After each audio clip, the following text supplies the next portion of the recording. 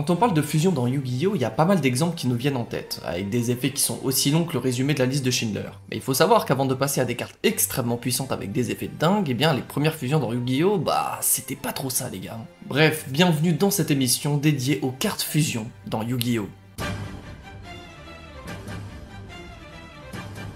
Tout d'abord, pour invoquer un monstre fusion, il faut les monstres appropriés qui sont listés dans la description de la carte fusion et une polymérisation. Ça fait un minimum de 3 cartes à utiliser et le coût est assez cher, donc on s'attend à avoir un monstre qui fait le taf sur le terrain. Est-ce que t'es bien sûr de ça? Bon, à l'époque, dans les premières extensions du jeu, il y avait par exemple ce genre de fusion. Le fantôme de flamme, seulement 1000 d'attaque et 800 de défense, sans aucun effet. Le dragon du feu noir ou encore Gaïa, le chevalier champion. Ce dernier a certes 2600 d'attaque, mais il faut être honnête, 2 minutes, c'était totalement inutile. Un dragon blanc aux yeux bleus est plus facile à invoquer, et surtout, bah il est beaucoup plus puissant. Il y avait aussi l'ultime dragon blanc aux yeux bleus, une fusion qui nécessite 3 dragons blancs et une polymérisation, soit un total de 4 cartes, ce qui est énorme. Elle a certes 4500 d'attaque, mais toujours pas d'effet. Vous voyez où je veux en venir? Bah typiquement, ton adversaire joue ça, ok, t'as juste à jouer une armure de Sekiroitsu ou force miroir, et bye bye au cimetière. Le souci avec ces premiers monstres fusion, c'est que certes il y en a qui sont très puissants, mais elles ont pas d'effet, donc elles sont complètement nazes. Il faudra attendre l'extension Les Serviteurs du Pharaon pour commencer à voir la première fusion vraiment utilisable. J'ai nommé le Renoncer aux 1000 yeux.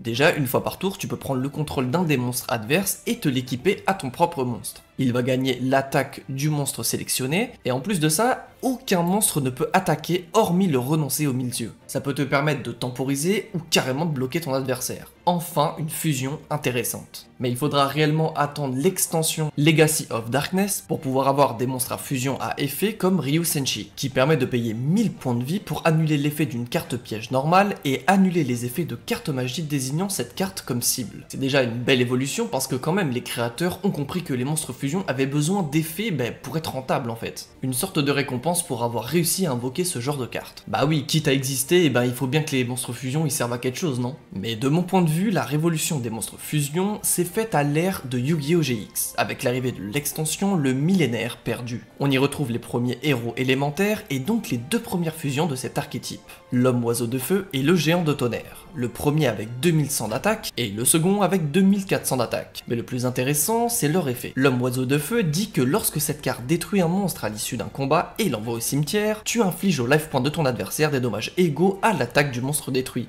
Plutôt pas mal. Quant au géant de tonnerre, il te dit que tu peux défausser une carte de ta main pour sélectionner et détruire un monstre face recto sur le terrain avec une attaque originale inférieure à l'attaque de cette carte. Et pas trop mal non plus. Et c'est exactement pour ça que l'ère de Yu-Gi-Oh! GX est intéressante, parce que c'est l'ère des fusions. Par exemple, les fusions Cyber Dragon dans l'extension qui vient juste après, la révolution cybernétique, qui apporte 2 fusions complètement dingues pour l'époque. Déjà, le Cyber Dragon jumelé, qui a 2800 d'attaque et qui peut taper 2 fois lors de la battle phase. C'est ouf. Et vient ensuite l'ultime Cyberdragon, qui demande 3 Cyberdragons pour être invoqué. Déjà 4000 d'attaque, et en plus, si cette carte attaque un monstre en position de défense, infligez des dommages de combat perçants à votre adversaire. Pardon, perce défense avec 4000 d'attaque, trop fort. En plus, si tu arrives à l'invoquer avec lien de puissance, ça multiplie par 2 son attaque, il passe donc à 8000 d'attaque, et si ton adversaire n'a pas de carte face cachée, il va prendre une sacrée claque. Pour moi, les monstres fusion sont devenus vraiment utiles avec l'ère de Yu-Gi-Oh! GX, le Renoncer aux 1000 yeux étant la seule exception. Et heureusement, car sinon, les fusions seraient restées pendant un moment des sortes de cartes inutilisables et ça aurait été dommage. D'ailleurs, c'est devenu normal que les monstres fusion deviennent vraiment forts à partir de là, en règle générale. Car par la suite, dans l'extension énergie élémentaire, on y retrouve beaucoup de fusion héros élémentaire plutôt pas mal pour l'époque, comme Rempart héros élémentaire ou Homme oiseau à l'éclat lumineux, qui est plutôt dur à invoquer d'ailleurs puisqu'il demande Homme oiseau de feu héros élémentaire et Sparkman, donc il faut déjà que t'aies une fusion sur le terrain.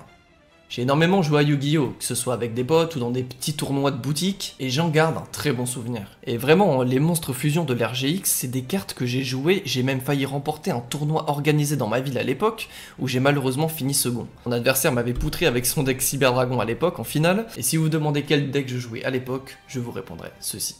Polymérisation! J'assemble le héros indien des éléments et Bostinatrix! Je vous présente le héros des éléments, Aile de Feu!